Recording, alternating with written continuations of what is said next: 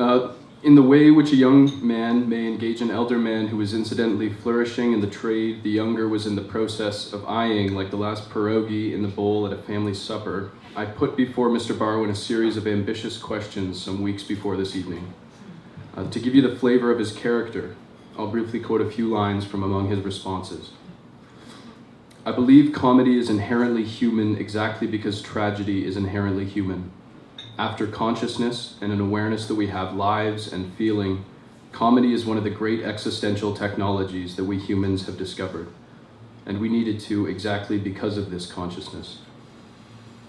And later, as to your question of the place of poetry in contemporary society, I'd say that it leads inevitably to the larger question of how language works in society, of the relationship of our understanding and communication to systems which become epistemological frames such as capitalism and/or power and its team of reindeer, media, commodification, government.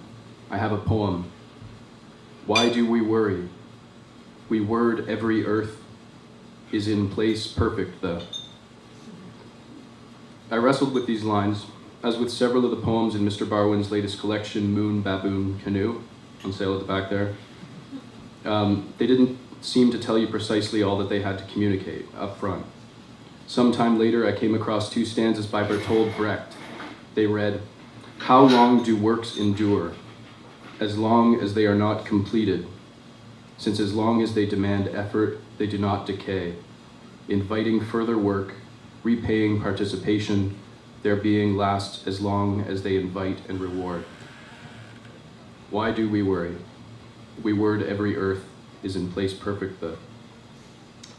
Mr. Barwin earned a PhD in music composition from Buffalo State, taught music at Hillfield Strathallan College from 2001 to 2010, and creative writing at Western's King's College, at McMaster, at Mohawk College, and at the Art Forms, an urban arts initiative for street-involved youth, organized communally in Hamilton, from which city he now commutes as Western's writer-in-residence.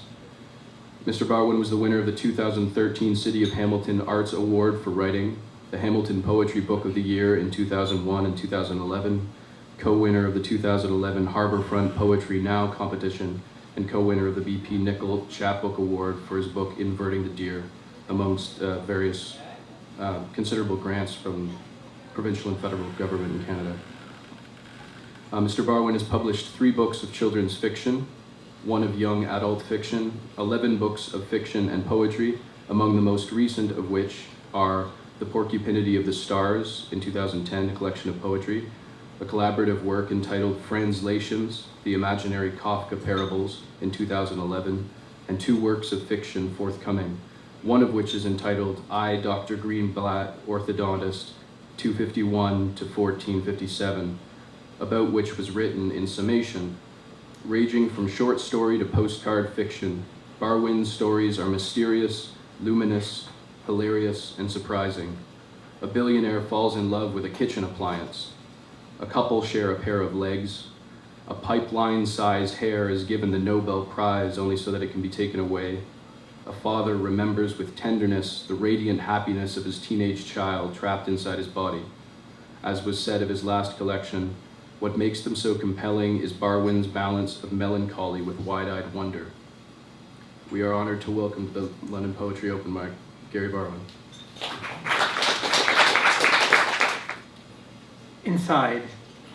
Inside Stephen Harper, there's a little dog. Inside the dog, another dog. Inside this dog, it's Stephen Harper.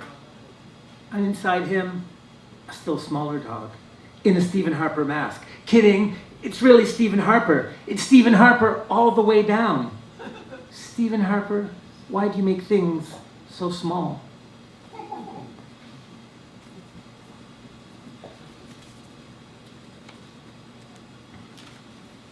Actually, I know one joke, Stan. So what's worse than finding what's worse than finding half a worm in your apple? I don't know, Gary. What's worse? Thank you. The Holocaust. I think that's a really great joke.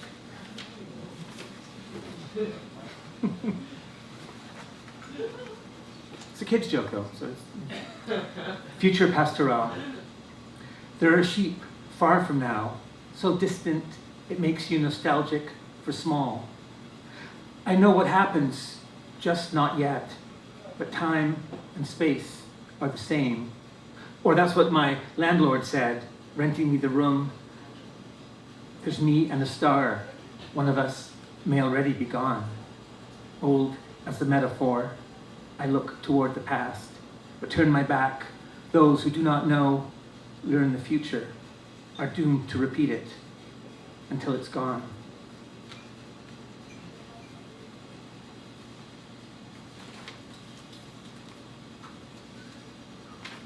I guess I've got politics on my mind. House. A knock at the door. I open it, and there on my steps is Parliament, wrapped against the cold. I lift Parliament, hold it against my chest to make it warm. There, you're safe now. No one can harm you. I'll look after you, my little Parliament, my frightened legislative one.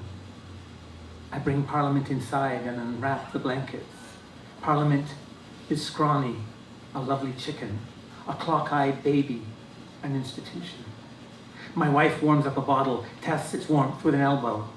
Parliament is calm now, no bells ringing, nothing but clucks and murmurs. Looking up, its big eyes on me as if I were the world or an election. A parliament of spit and gurgles, of questions, arguments, love, and feathers. I'm working on another collaborative project with a friend of mine, Gregory Betts. We wrote a book together called The Obvious Flat. And so in this one, what we're doing is we're taking a variety of canonical poems, famous poems, poems from the tradition.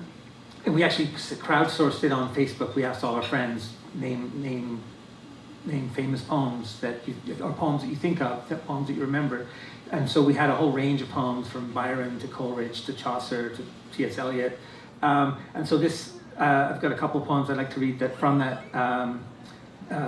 This one's based on a Gwendolyn Brooks poem, plus a few other things, Charles Bernstein and a number of other people. We 18. We lurk. We cast dark. We sing. We cauldron morning. We glitter seas. We hook. We eye. We insubstantial blue. We arrow. We do. We die soon. We fat black heart. We do not do. We speak hard. We cool. We brindled wing. We blood mouthfuls. We blackbird sweet. We threw.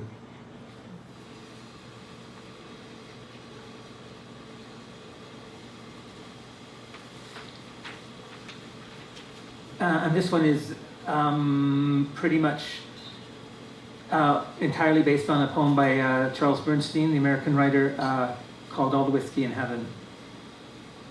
Not for all the blackbirds, for all the blackbirds, for a million blackbirds, for the blackbird's wings, for the blackbird's eyes, for a sky of blackbirds. If you paid me feather, if you paid me wing, if you gave me flight, if you gave me nest, for all the blackbirds, for all the blackbirds, for the mind of blackbirds, for the whole heart of blackbirds.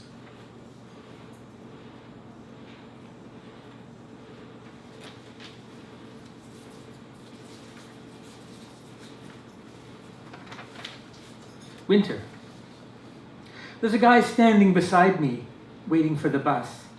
Guy says, Israel is like a coffee cup. Then he wipes his nose on his sleeve. Israel is like a coffee cup, I say. How? I should know, he says. I look like a philosopher. The snowflakes fall like fat angels, except they're tiny and flat, and each is different, though sharing the same crystalline form. Here's a Kleenex, I say, and hand it to the guy. The guy is gone, and so is his nose. Really, I think that's one of the more insightful discussions of the Israeli situation I've heard in a while, to be honest. So when my daughter was 4 years old, she's now 17. She's 4 years old. She, like many kids, she would draw pictures. She would draw pictures, and when she was drawing, she would narrate what she was doing. She wouldn't know what she was drawing ahead of time. She would draw, and the pictures would slowly emerge, and she would, but she'd be describing what these things are. And she was young enough that things like gender or identity were sort of pretty fluid. And because I was a doting father, I would write down everything that she said. And so then I made a poem out of one afternoon of her drawing 4 pictures of 4 people. And so I constructed this poem out of the words that she wrote. 4th person, 1st person, the person with the breasts, the very long toenails, the yellow nose. Then another one with breasts, no arms, a toenail taller than a tree. It's supposed to be a toenail, but in real life, it's a balcony. See how it has a mouth, a fancy mouth, and a nose and ears. Now I need to make a body. This body is pregnant. See the baby? And the vagina. And now I have to make a son. Actually, it doesn't need a son. That's the lady's hat. She's just planning to go outside. She doesn't know that this picture is warm. 2nd person. This guy is mean. He doesn't like people and he has rosy cheeks. But he's still a kid. He's got 3 nipples because he's mad. That makes his 2 nipples turn into 3. His vagina. Wait, he's not a boy. His bum, his pet cat. Here's his sad cat. The cat's hair like the color of the cat. 3rd person. This guy has grown up. He's a captain and he's lost his eye. He's a boy, so he has nipples. His forehead, his mouth, his hair. This is his dog and this is his penis. These are Niagara Falls and this is the guy. His chair, his neck, his hair, his feet, and Niagara Falls. He's looking at Niagara Falls, and he's pretty mad, because they're all above him and some are coming down. 4th person. This guy's unhappy, and he's a bird, a Chinese bird, with a hat on him, but he doesn't know. He's a boy. Nipple, nipple, and he's very fancy. Wings, wings, and he's flying.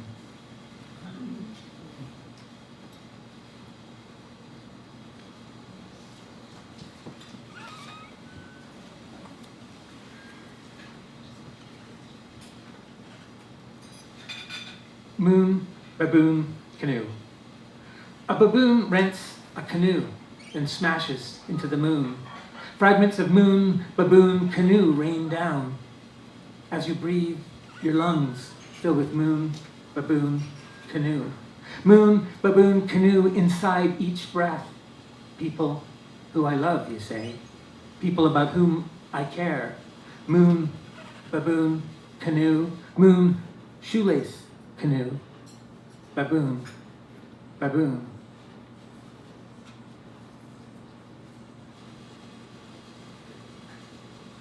I like to do translations of things, particularly things that are in English, and sort of rewrite them. This is a one. I've had a project where I've been translating bits of the Bible. So this is bits. This is because I don't know, because I can do better. No, I don't know why. But it does pick up the sound and some of the tone of and some of the formal qualities of the text. This one's a bit of a silly version of it. So, but you can still see sort of you can still hear. This is the 21st Psalm. I don't want to admit it, but I've been a bad sheep. For they let me lie down on the sweet lawn, helped me to speechless waters, restored my painful feet. They led me down garden paths that were not ironic or filled with worrisome garden gnomes, but lit upon the shed of happiness. I've walked in death shade, in night valleys, in paddocks where invariably I was dark. Yea, as my niece says sarcastically, and because they followed me, I didn't fear evil and wasn't overwhelmed by death when my thoughts were my enemies. They made reservations in a nice restaurant, and the entire staff obligingly filled my wine trough, picked up my napkin, and called me a nice salmon. So when I next catch sight of Marcia and Fred, the 2 hyper-intelligent apes who have shadowed me with their Etch-a-Sketch drawings all the days of my life, I shall shake, shake with colossal vigor, disquieting their continuous knob twisting with my furious hooves. There shall be no never-ending ape-directed silver lining, for my hillock cleaving will be fearsome to both hoggets and apes. My fleece shall be as a wolf upon my howling spine, and I will dwell in my parents' basement of my own self forever, one woolly shoulder pushed against the mutinous wheel of these, my mutton-faded days.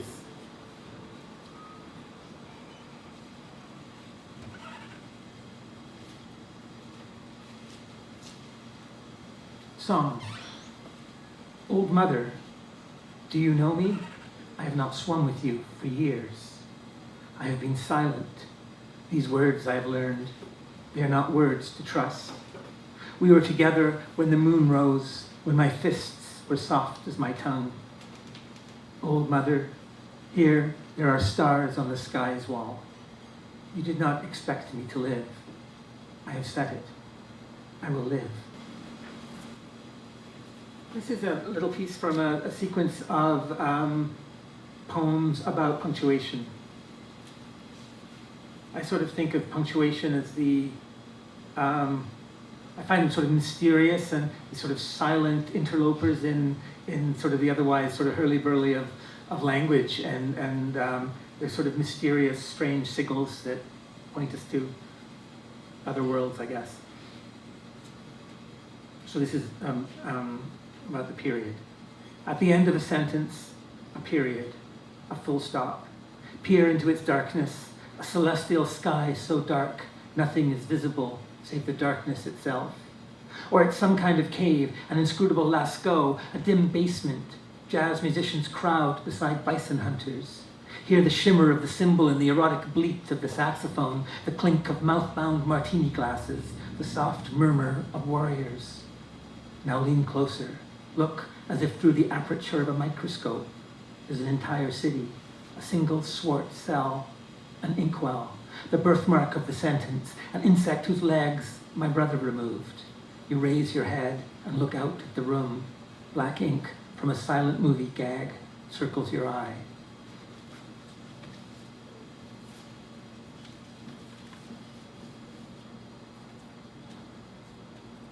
I don't think there's enough poems about accordions, so I'm on a personal mission to remedy the situation. For one brief, strange summer, I actually played accordion. I'm not sure why it started or why it ended, for that matter. A new accordion, because the accordion is the world, and it should do more than push and pull, the hiss and sigh, the 1 and 0, the squeeze and press are 3 dimensions only, considering time. But what of Newton's up and down, sink and rise, backward and forward, away and toward? What of the new tessitura of space-time, the enfolding diazepam within the electron, the asymptotic passacalias of hadrons, the tiny cassado of exotic mesons and tetraquarks? There's a cave filled with the shadows of accordions or of accordion music. There's a pyre of accordions alight. We cannot know if the accordion plays or not, or is inflamed, or both. The caged accordion observed is not the incorporeal accordion true. An accordion may be dimensionless polka, or a chatrum hora, but we cannot know if it is Mozart, if its shadows play the numinous oompa of root and fifth, if our true love wrapped in an accordion is but an emergent system of grace notes and obligatos drawn from our connected minds, or stripped naked to the waist. What risk is ours to play? Inside the accordion, the vast, multidimensionless darkness of the possible above us, the constellation of buttons and keys, the dance pattern of what we know already and would now like to forget.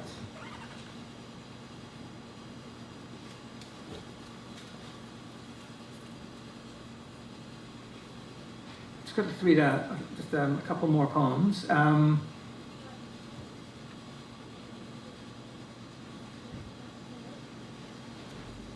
Hummingbird and non-hummingbird. For hummingbirds, the end resembles dust, then more hummingbirds. Dust between hummingbird and non-hummingbird. For hummingbird, the end, dust between hummingbird and non-hummingbird. Dust, then more hummingbirds.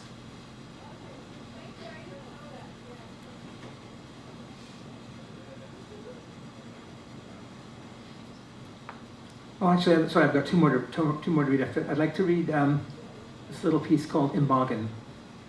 Imboggining. I don't know, here in Hamilton, there's no one is allowed to toboggan by law in the entire city. They've decided. So, yeah, my daughter came back. My daughter, who's, her friends hang out on Friday night and study together and do stuff like this. So they were saying that they were just really bad because they went out to the park and tobogganed. They were just radicals. Imboggining. A jacket has 3 sleeves, so we have 3 arms. When it is time for dinner, the sun sets. If you move slowly enough, you are lapped by the forest. They close their eyes on the hilltop. They imboggen. The deafness of snow, the blindness of fire, the tastelessness of sleep.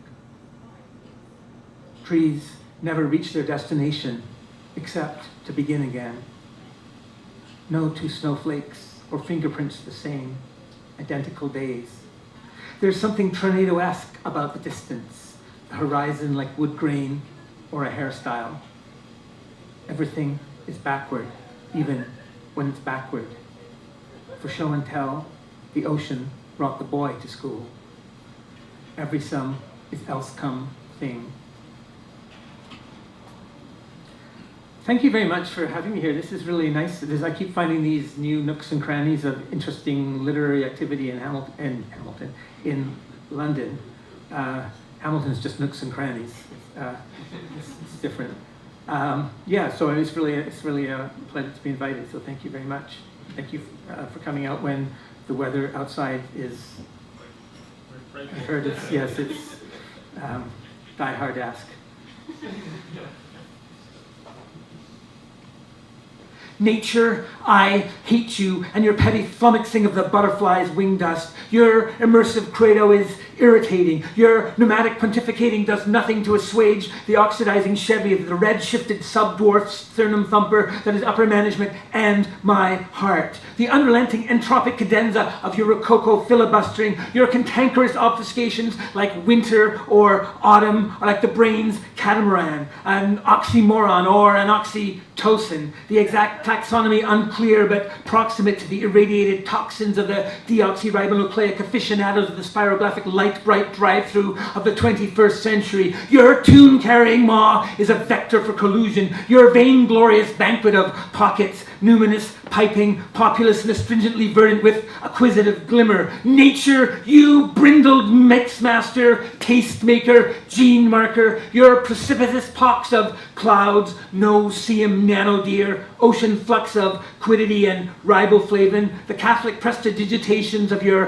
carbonara miracles, the peroxided flux of your tuskless barnacles, make me your amanuensis only, a portico for your amusement and your fissured and warty biome-busy solipsistic landforms. I don't want your bisquick sustenance, the party-colored borders between me and you, some eco-twittered mastication of self, salt water and elementary particles. Your greasy baster injects my sorry canticles with lassoed protoplasm. I'm a borrower of furrows in the forests of your phylacteries. Nature, because of you, a profusion of fission-ready midget-fighting league lions are ready to frack my Orinoco-infused, hashtag-rich limb-jungle vein doilies, rendering the Antarctic taxidermy of my soul's subterranean knife block a geodesic Isaac Brock triumph of isometric 1812 plate tectonic platitudes. I hate you, nature. You emasculate the tusk of my finger holes and leave me parking.